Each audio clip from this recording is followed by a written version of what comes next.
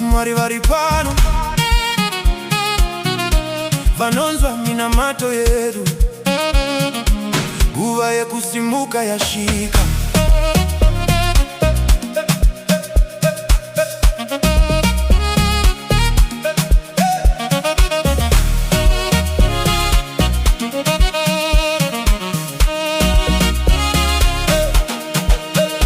Wanga wakagara murima kwenguva refu, moyo wakaremerwa nematambudziko, misodzi chidona usiku nemasikati, uchibvunza kuti Mwari varipi?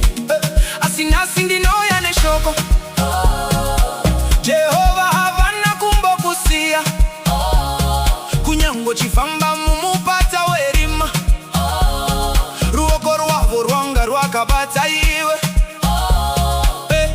Bvisa kutya mumwoyo, tarisa kudenga uone chiedza, shoko ravo ridzokeri shure, zvavakataura zvichaitika.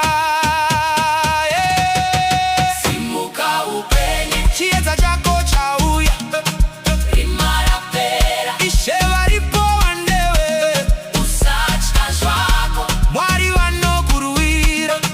Simuka upenye, nguva yako yasvika.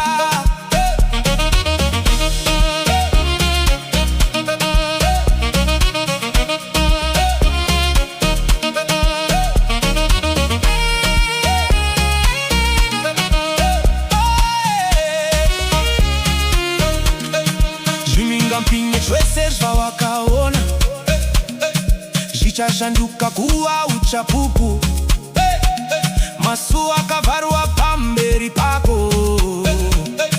Nhasi Mwari vari kwavhura, vanokupfekedza korona yerukudzo, vanokusimudza kubva paguruva, vanokuisa panzvimbo yepamusoro, kuti nyika ione simba ravo.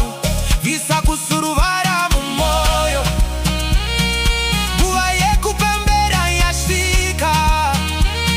Jehovha vari kushanda, kunyange iwe usingazvioni. Simuka upenye, chiedza chako chauya, rima rapera, Ishe varipo vandewe, usatya zvako, Mwari vanokurwira.